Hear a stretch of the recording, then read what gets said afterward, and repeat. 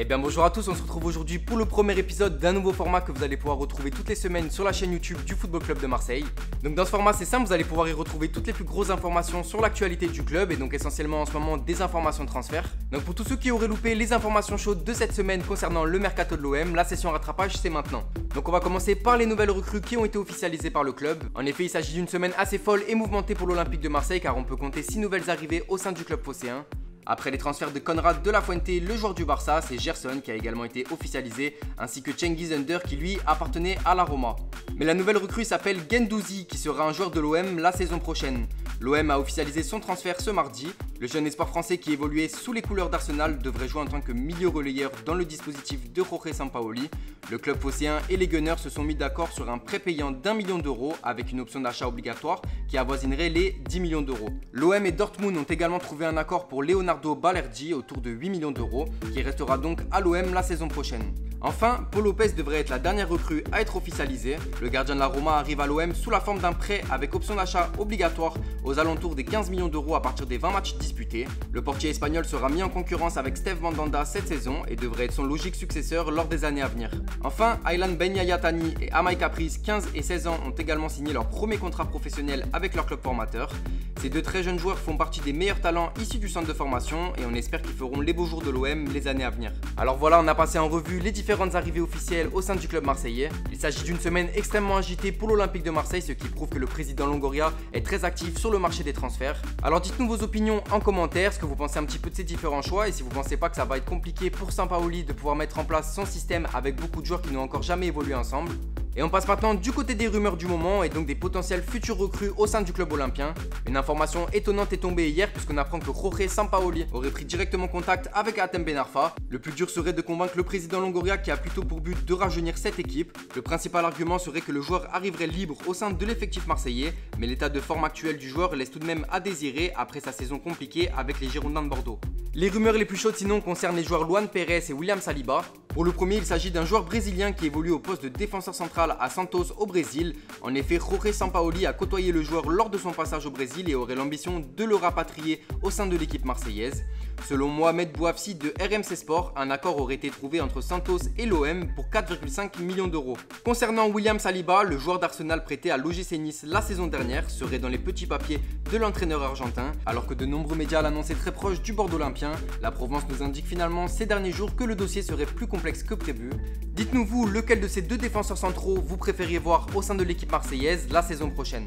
On a ensuite beaucoup parlé de Thiago Almada, le jeune joueur de 20 ans ayant un avenir très prometteur. L'intérêt serait réciproque entre le club marseillais et le joueur, mais Mohamed Bouafsi de RMC Sport nous apprend que le dossier serait pour l'instant en stand-by car le club de Vélez demande une somme trop importante pour son jeune prodige. L'OM pourrait d'ailleurs se rabattre sur son compatriote Orellano dont la piste serait beaucoup moins onéreuse pour les finances du club marseillais.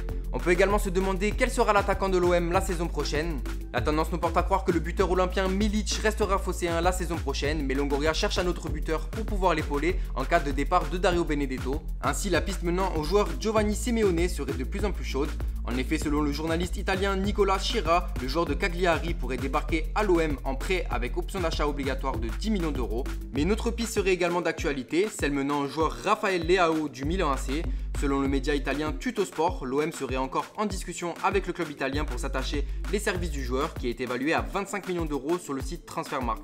Alors selon vous, lequel de ces deux attaquants serait le plus complémentaire à Arkadiusz Milic? Dites-nous ça une nouvelle fois en commentaire. Un rendez-vous aurait également été organisé entre l'agent de Jérémy Boga et Pablo Longoria ce dimanche dernier selon les informations de Foot Mercato. La principale contrainte concernant ce dossier est son prix car Sassuolo demanderait une somme aux alentours de 25 millions d'euros. Zinedine Ferrat, le milieu de terrain de Nîmes, ainsi que le joueur de l'AS Saint-Etienne, Denis Bouanga, seraient également dans les petits papiers de Longoria, qui se seraient renseignés sur les deux joueurs. Enfin, Jawen Adjam et Cheikh Oumar Diakité sont deux jeunes joueurs de 18 ans du Paris FC et sont également pistés par Longoria. Le premier évolue au poste de latéral gauche et selon l'équipe, l'OM aimerait obtenir un prêt avec option d'achat de 1,5 million d'euros. Cheikh Oumar Diakité est lui un jeune talent qui joue au poste de sentinelle et qui serait doté d'une technique et d'une intelligence de jeu très impressionnantes. Les avancées concernant ces deux dossiers seraient pour l'instant également au stade des renseignements. On va maintenant s'attaquer du côté des départs. En effet, plusieurs joueurs en fin de contrat ne seront pas retenus par le board olympien. C'est le cas de Saïf Edinkawi, Valère Jamin, Yuto Nagatomo ainsi que Yohan Pelé. On leur souhaite évidemment une bonne continuation au sein de leur nouveau club. On passe maintenant au dossier Radonjic qui intéresserait fortement le Benfica Lisbonne. Les discussions sont entamées entre les deux clubs qui négocient mais doivent maintenant se mettre d'accord sur les modalités de paiement. Kevin Strootman s'est engagé du côté de Cagliari en Serie A. Le joueur de 31 ans a été prêté jusqu'à l'été prochain et l'OM devrait faire d'importantes économies sur son salaire. Lucas Perrin pourrait s'engager du côté de Clermont Foot, promu en Ligue 1 qui s'intéresserait de près à sa situation. Le jeune latéral de 22 ans Abdallah Ali Mohamed rejoint la Lausanne, club de 2ème division suisse. Enfin, ça n'a pas encore été officialisé, mais Richard Richcard, né en 2002, devrait être prêté cette saison à l'US Créteil-Lusitanos en National 1. Voilà, c'est terminé au niveau des transferts, mais l'OM a disputé son premier match de préparation dimanche dernier. En effet, le club marseillais a affronté Martigues pour une victoire 3-0 avec des buts de Camara, Benedetto ainsi que Ghebreyesus. Le match est déroulé en 3 tiers-temps afin d'économiser les organismes des joueurs.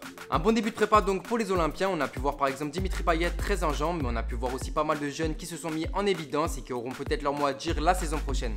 Vendredi dernier, le club a pris connaissance du verdict de la DNCG qui a décidé d'encadrer la masse salariale et des indemnités de mutation du club, ce qui veut dire que le club serait par exemple soumis à certains plafonds au niveau des salaires des joueurs. Enfin, on termine ce JT avec une annonce forte de la part du propriétaire de l'OM, Frank McCourt, qui ne serait toujours pas vendeur et qui veut faire progresser le club dans toutes ses dimensions.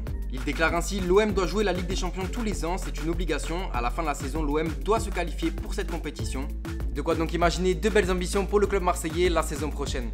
Alors voilà, le JT de l'OM c'est terminé pour aujourd'hui. On espère que ce type de format vous plaira et que ça vous a permis d'en apprendre un petit peu plus autour de l'actualité du club ainsi que des informations de transfert de cette semaine. N'hésitez surtout pas à interagir en dessous de la vidéo pour nous faire part de vos opinions concernant l'actu qu'on vous a présenté et on vous donne rendez-vous la semaine prochaine pour un nouvel épisode.